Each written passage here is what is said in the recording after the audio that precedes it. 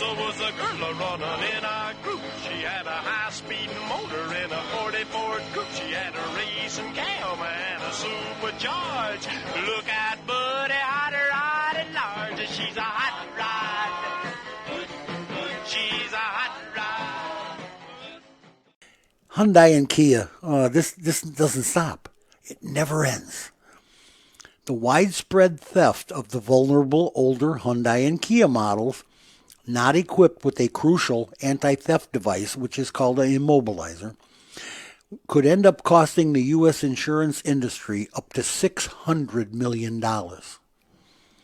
Liberty Mutual, Nationwide, American Family, and 65 other auto insurers, which comprise only a fraction of the country's insurance companies, that's about right, estimate that just their portion of the payout to the owners who have been affected by the social media-driven crime wave, say that 3 times real fast, could top $300 million.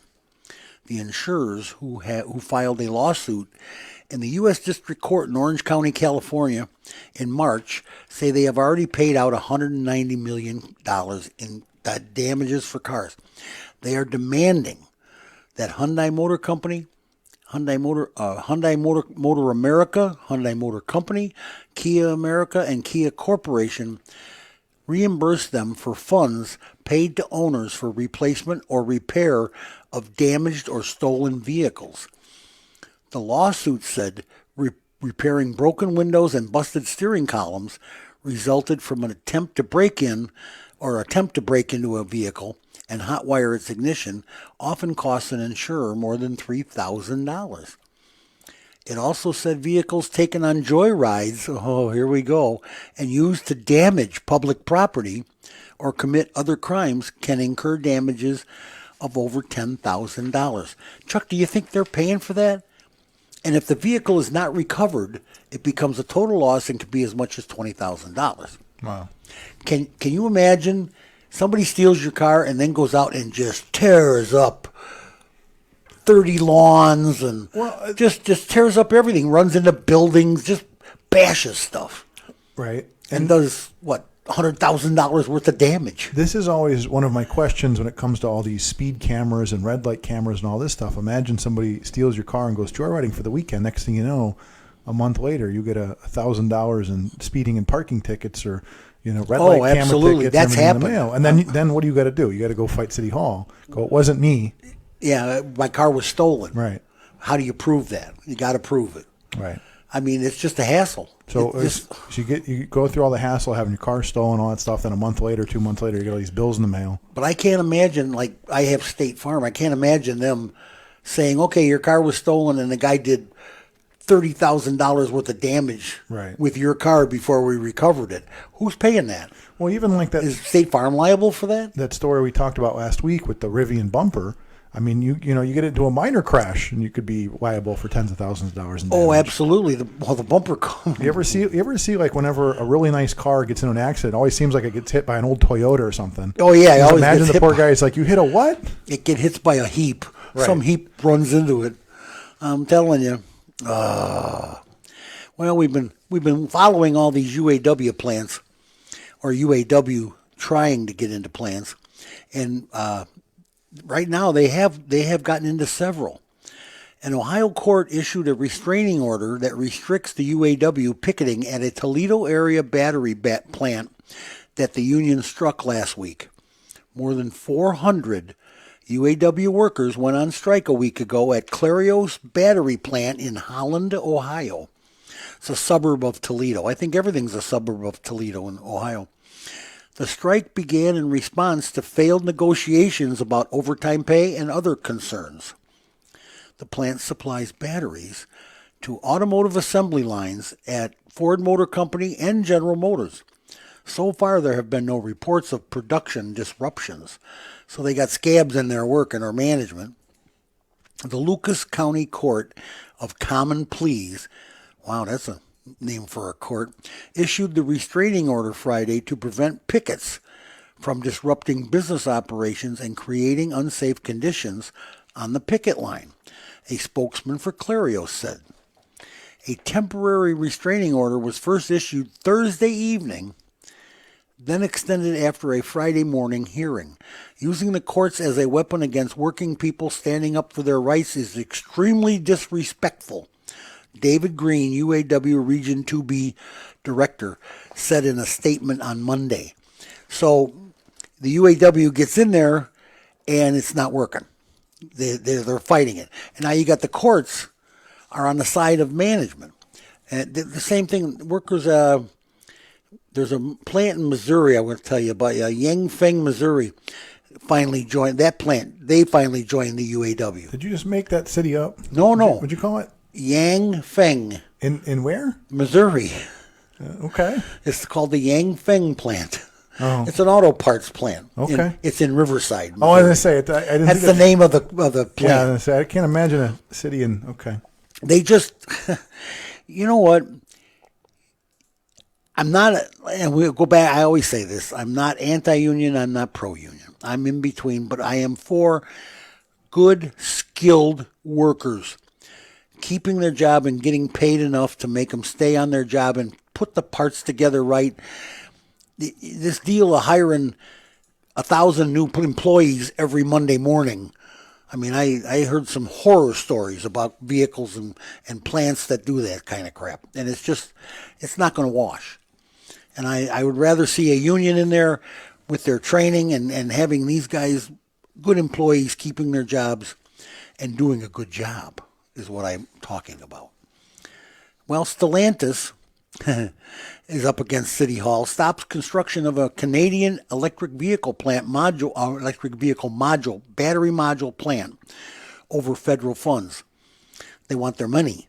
Stellantis and LG Energy on Monday ceased some construction of its planned electric vehicle battery factory in Canada as it continues to spar with the federal government over financial assistance.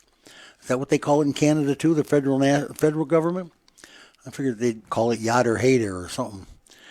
Here's some money, Hater. The Hoser boys. The automaker is accusing Ottawa of reneging on a previously made promises regarding the plant in Windsor, Ontario, which borders Detroit. It's a good place to put a battery plant. I mean, right across the river from Detroit.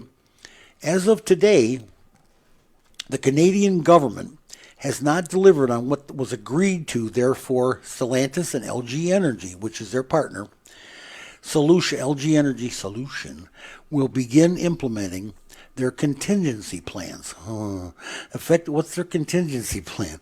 Effective immediately. All construction related to the battery module production on the Windsor site has stopped, Stellantis said in a statement Monday. The $5 billion, Canadian $5 billion or $3.7 billion US dollar plant, slated to begin operations in August of 2024, will be able to produce 45 gigawatt hours. I don't get this when they always say that it'll put out 60 gigawatt hours. I don't know what that is. Of lithium-ion cells and modules a year to feed the automaker's assembly operations in Canada and the U.S., Stellantis previously said. Cells and modules are two separate parts, both to be assembled at the Windsor site. What are they? You got any idea what they're talking about? How can they're going to produce 45 gigawatt hours? I don't know what that is. I mean, how many batteries does that come out to? Can we just say that? Can we say a lot? Yeah, it's a lot of batteries. It's a lot of batteries. It is a lot of batteries. I mean, think about like if you were making AA batteries, 1.5 volts, or I don't know what the wattage is of a battery, but it's basically there's a lot of batteries. It's a lot, yeah, really. It's a lot of batteries. Especially if they're AA's. But I mean, I think they're probably looking at it in terms of, like when they're putting batteries in vehicles, you're scaling it up to fit the vehicle. So that's how they're looking at it in those terms. Yeah. How many vehicles can you build with just like the chips and anything else? And how many how many gigawatt hours is it going to fill? I suppose. Well, how many coal plants do you need basically? And I actually respect Elon Musk as a businessman and his opinion. And this is something that he's talking about, and I think we should talk about this. I think we should talk about this probably at length. Tesla chief executive Elon Musk on Tuesday warned that the electric vehicle maker was not immune to the global economy, which he said will be difficult for the next 12 months. Yeah, it will. At the company's annual shareholder meeting in Austin, Texas, Tesla CEO Elon Musk spoke about car demand making more money than competitors in a slow economy, and also said he would conduct a third-party audit in cobalt mines that supply Tesla with a key ingredient to make the batteries. In a sign of tough times, even for Tesla, the market leader in electric cars, Musk said that the company would try to advertise its vehicles, something it has never done before. So he's going to start advertising. Things are getting tough everywhere. They're not selling. I think they've topped out their market.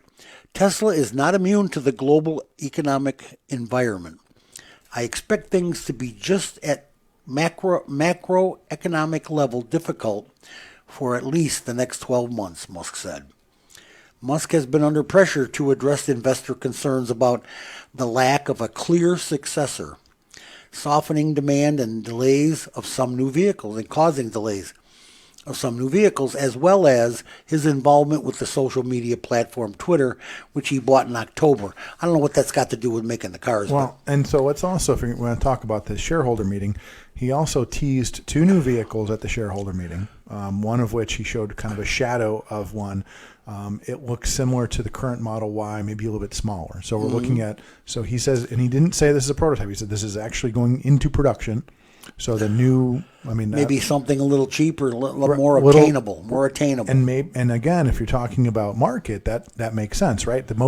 His first vehicle was the Roadster. It was very expensive. I think it was well over $100,000. Oh yeah. And now they've gotten down, and so now you got to go down to the next level. Yeah, and he's lowered a couple prices to get them into the area where they can have the government subsidies for taxes, the tax break. Right. And he's played the game, but I'm telling you, I think he's got a real valid point. The economy stinks, and it's going to stink for 12 more months at least. Well, at least. But what's happening is all the people that wanted electric cars, the rich people that wanted these fancy new Teslas, they went out and bought that $125,000 Tesla. They bought it when it first came out, and they had a good time with it, and they're loving it. And you know what? Those people don't care about a $15,000 battery.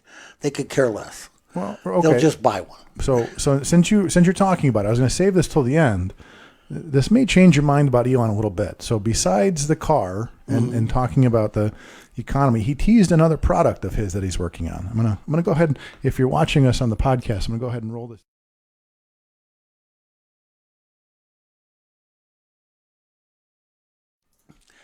So this is his other little toy that he's working on. The robots that will eventually come to your house and do bad things to you. But hopefully Elon puts an off switch on these. But so he was teasing these new robots. This is the next thing, and this is something we've seen a lot of these from different people. I mean, look at this. I mean, if you're watching at home, you get to see these things. They've gotten pretty high tech as far as being able to walk. He was the first on the block with electric cars, right? And now he's going to be the first on the block with with robots. I mean, you got to admit, the young people in the country are so lazy right now. The robots is a good thing. You got somebody to do all your jobs.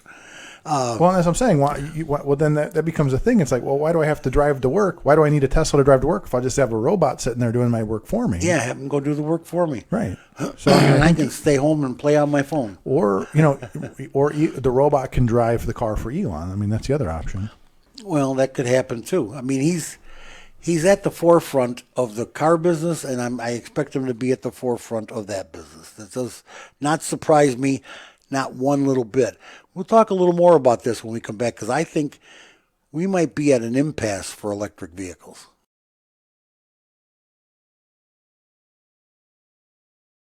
And he's going to build a smaller car, and it's going to be less money. You watch. I think that's what he has to do. He has to, right? Because we're just the electric cars are so expensive.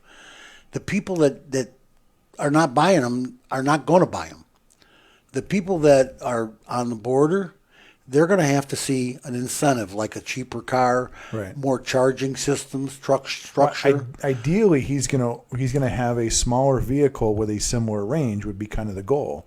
And obviously as the battery technology, everybody's talking about battery technology, battery factories, battery tech jumping around. I was reading articles about the solid state battery and doing this and doing that. So I mean, the focus right now isn't on the vehicle. The focus now is on the battery. Oh yeah, General Motors with their Ultium cell, which still has lithium ion, but they are getting away. They're working to get away from the lithium. Everybody's working to get away from lithium because it's too volatile. It provides the most pressure, most electricity, and the most lasting power. The biggest power supply yet has to be with lithium so far. So I have an article from Porsche. They say that their goal in their latest write-up here is they are looking for 800 miles and 15-minute charges. So again, I think the key here is whoever comes up with, so like Elon is far and away ahead when it comes to the tech. Sure he is. If Ford or Porsche or somebody, if some guy working late one night at one of these places figures out how to double the range, cut the charging time in half, cut it by 50%, 60%, 80%, they're all of a sudden overnight they become the leader. And Elon will steal him from them. Elon will write him a big check. He'll send a check say, for him. "Come to work for me." He'll disappear. Say, "Where'd he go?" But I mean, that's the thing is that right now your biggest hurdle here is the battery, right? The battery. If somebody has a breakthrough, if one day Porsche comes out and said, "We did it," you get 800, 1,000 miles in 15 minutes. It's a game changer. Yeah, the American manufacturers can build a car of any kind. Trust me. They can do it. Look what they did in World War II. They started building tanks at the Ford plant. That's just the American manufacturers got it. They just have to work on tightening those bolts. Other than that, the yeah, glue the and all that recalls. stuff. Other than that, the airbags. Other than that, they can build a car. Glue on the windows in better be nice too. Right. But yeah, they can build a vehicle. But the battery, Chuck's right. The battery is the key here.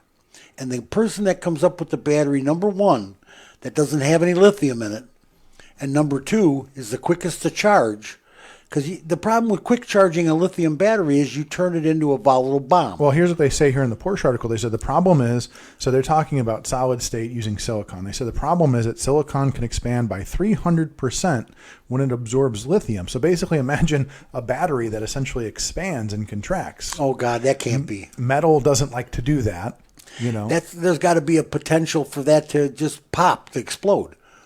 As it's expanding, if it overexpands. So this is why they're pushing this idea of using a solid electrolyte matrix in place of a liquid electrolyte housing in a separator. So the way I look at it, this is almost like how a radiator works, where it has an overflow. So imagine you have a battery that can expand, and contract, and if it's liquid, metal can't do that.